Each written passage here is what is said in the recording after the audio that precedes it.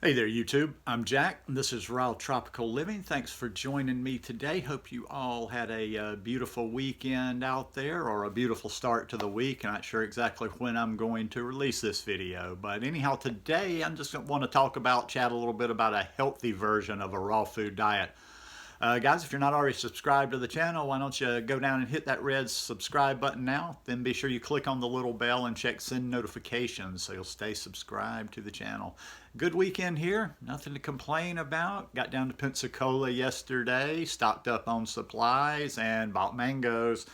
Saturday's a good day for the Asian market down there. I think they get their fruit and everything in on Fridays. So the last couple of times I had gone, I was kind of getting on the tail end of some stuff, leftovers. But got 2 boxes of mangoes yesterday, so I got about, maybe like 25 or 30 Atolfo mangoes. My roommate's got it, mangoes here. There's just fruit everywhere. With two raw people in the house, there's like fruit everywhere around this house now, and I love it. So, a healthy version of a raw food diet, and let me just start by saying as a disclaimer, I'm not saying this is everybody's healthy version. I'm not saying you should eat like me. I'm not sure saying everybody should follow me. I'm not even sure I'm saying everybody should follow the exact same version of a raw food diet. But you should definitely be in charge of what you're eating and know why you're eating it and make your decisions on your own instead of just, like following what somebody else tells you to do or what you should do. I've been very active in this process over the 8 years that I've been following a very high raw food diet. So, like I say, once again, I've said this a million times in videos. The wheels could come off the bus at any time. I guess I've been doing it for 8 years. I feel great.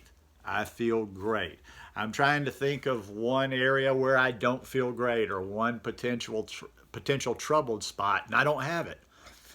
I'm not saying it can't happen, but I'm a little skeptical, because we see this vegan stuff a lot where people have done something for 10 years and all of a sudden it doesn't work anymore or it doesn't work a certain way anymore. I'm always a little suspicious that there's more behind the story that's being led on, but once again, like I say, just my own way. And my way of doing this lifestyle has been a very inquisitive, researching, practicing on myself sort of way, and just seeing how I feel with certain things that I'm doing.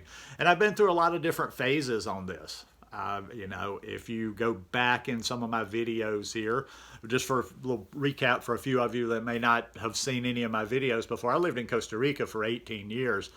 The first 5 years of doing this lifestyle, I was down there, and it was I had a lot more fruit and vegetables available to me down there. And I don't know, but I just find like you just kind of evolve as you go. I don't eat the same now that I ate in the beginning. I don't eat the same now that I ate in Costa Rica.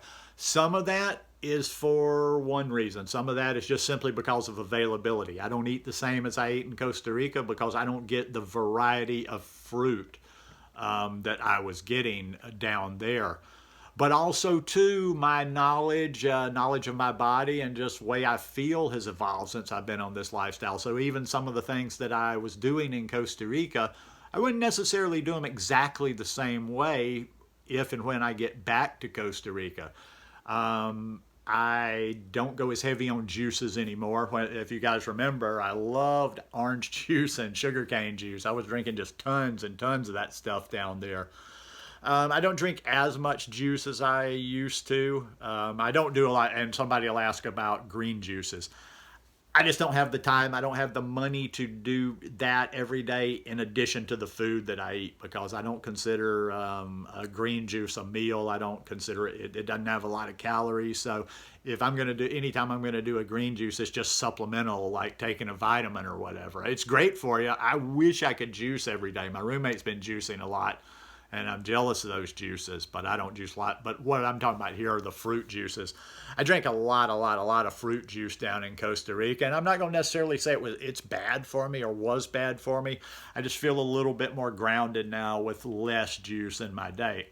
Although, and that's almost like kind of a sweet flavored water. The watermelon juice I don't quite put in the same category as like drinking a lot of orange juice or drinking a lot of sugarcane juice. But the point there, I'm kind of rambling, but it's just like little things like that. When I was in Costa Rica, I'd go for long periods of time of just eating fruit, not adding any fat, not doing anything. And I wasn't trying to live on that long term, but I've just found now that what I'm getting to here, what the whole summary of the video is balance and a wide variety. What I find the healthiest version of this lifestyle for me now, and to be honest, I do. And at 56, coming to this lifestyle when I was 48, I think I feel better now than I've ever felt. Better now than when I was in Costa Rica. And that's not because I was doing something wrong there. It's just like the evolution of this thing. But since I've been back in the States, I do focus more on my greens. I have to focus a little bit more. I mean, like I say, down there it was just easy. Fruit everywhere, even the greens. I had a lot of access to organic greens down there. I'm not getting organic greens here, but I mean, I still do lots of fruit. I mean, that's, you watch my videos. I still eat a ton of fruit. In fact, probably still a good majority of the calories and the bulk of food I take in are from fruit. But I make sure to get greens in every day. Greens in my smoothie, kale in my smoothie, lots of kale in my smoothies. Even adding to the greens in my smoothies with daily green boost. I don't do it every single day, but at least 4 days out of the week, try to go for 5. I get a big salad in there, and I use a full head of romaine lettuce. I try to get other stuff in there too, and that's why I'm not actually fanatic about raw is law. Now, a lot of the things that I eat cooked are mainly for weight purposes, mainly to get more calories in, mainly to keep more weight on. But I have eaten more legumes since I've been back in the States. Sometimes I'll eat black beans or red beans or lentils a couple of times a week. I'm getting back in sprouting mode, so I'm trying to get back to doing more sprouted legumes with that. And I don't think that'll be a problem because my roommate brought a 60-pound bag of organic lentils up here, so that we've got a lot of lentils in the house, and I'm going to get sprouting those soon. But I've just found like adding those legumes in, I just feel good with that.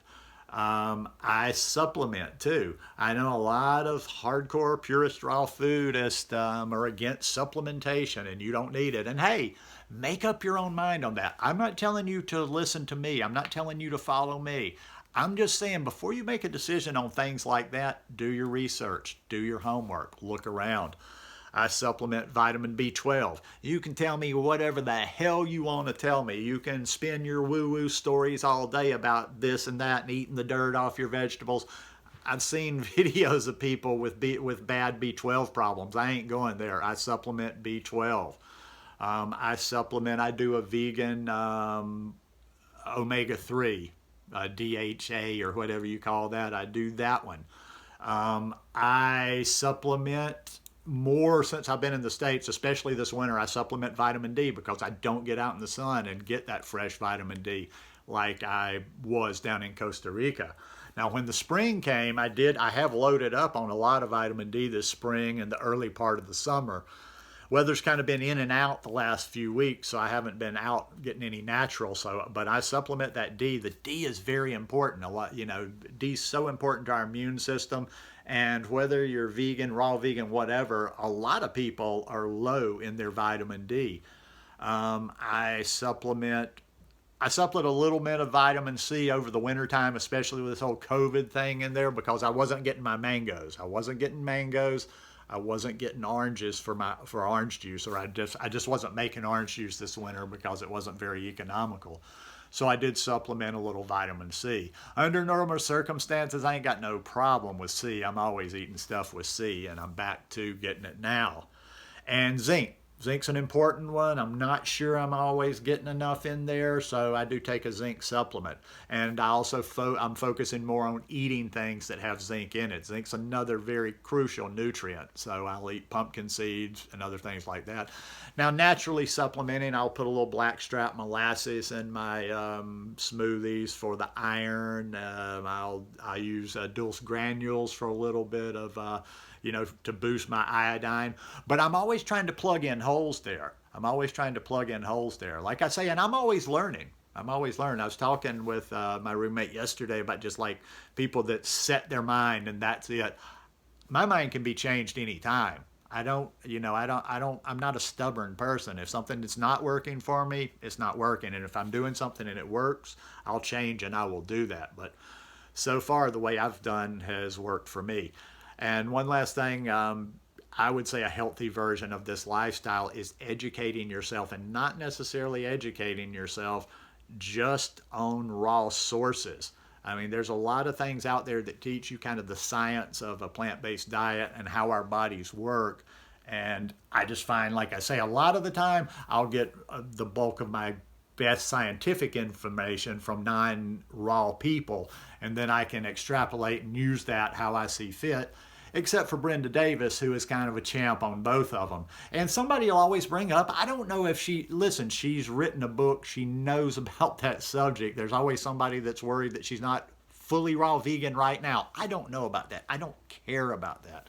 I've never had any interest in that fanatical raw vegan thing. Now, having said that, I always have to explain this very carefully because somebody gets their feelings hurt. I'm not throwing any shade at people that do a fully raw diet. My roommate, eating fully raw. Melissa, eating fully raw. I'm talking about the people that are just a little nuts in their head. That's all they ever talk about. Oh, it must be fully raw. It must be fully raw. I totally support eating a fully raw diet if you're getting everything that you need. And like for me, if I can go back and forth. Like I say, it's just easier for me to keep the weight on when I'm adding those sweet potatoes and a couple of other things in there. But anyhow, I feel good. That's all it's about. I just try to keep it as simple as possible. And as chaotic as my methods may seem, it's working for me. And that's all that really matters. When you find a version of this lifestyle, plant-based lifestyle that works for you, hold on to it. Hold on to it, and if you learn something new, be open enough to change your mind. Anyhow, that's enough for today. I hope you guys enjoyed this video. If you like it, please give me a thumbs up, and we'll see you again in a couple of days. Peace.